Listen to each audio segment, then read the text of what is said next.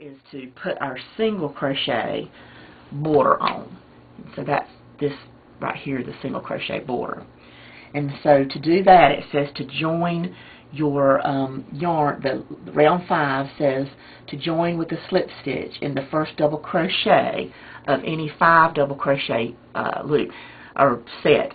So it's telling me that I can join, that it wants me to join my yarn into the first of the 5. So if you look here, and I counted like on this particular section right here, and I counted, it'd be 1, 2, 3, 4, 5.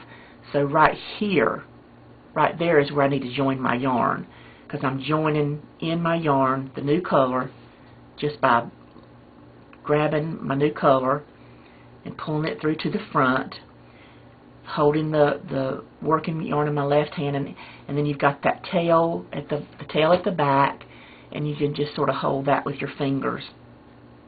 And then I just, like I said, I just sort of pull that through as a chain, and that sort of like locks the stitch in so that you can get ready to go with your row and your next instructions.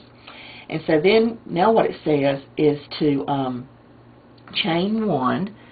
So I'm just going to chain 1.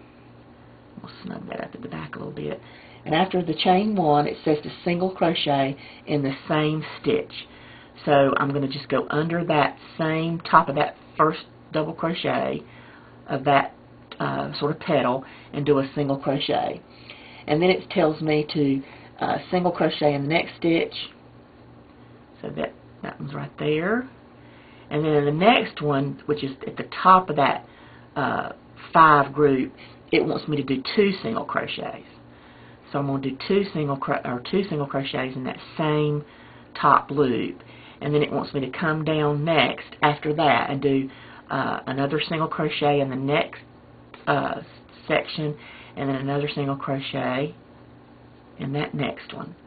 So I've done 2 single crochets, single crochet, and then 2 single crochets in the same stitch, and then another single crochet.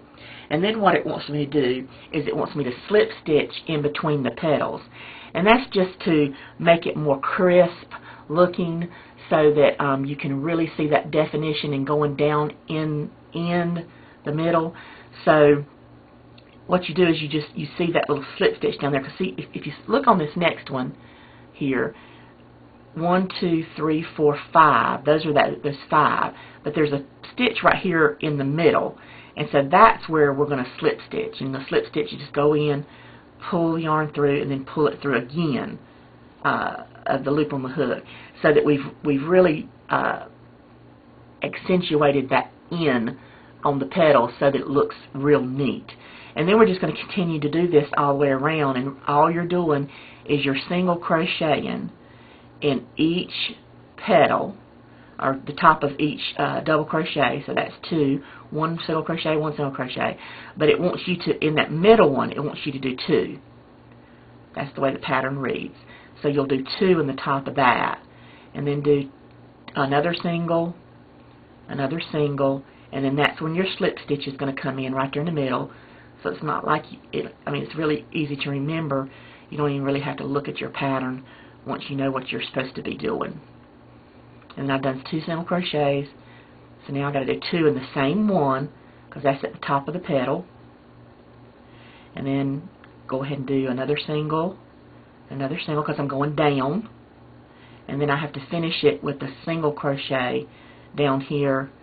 And so to finish that, you just squish it in your work and pull up a loop, but then pull it also through that next one, like so. And then just continue all the way around doing the same thing. So there's 1, 2, 3, 4, 5. So I know that this is where I need to go for my first. And sometimes it's a little hard to see, but just turn your work so you can see where your stitches are.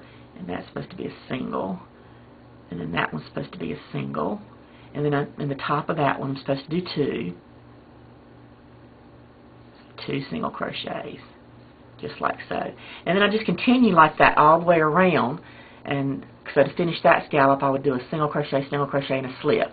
And then you just continue that all the way around, and what you end up with is this. And that's your petal coaster. And then just run under your, and it actually looks pretty from the back too, but just run under your yarn ends with a tapestry little tapestry needle, like this, and just take your ends and just run those under, and then you have your little springtime coaster. Make a set of 4 or 6 of those and tie a real pretty ribbon around it. It makes a nice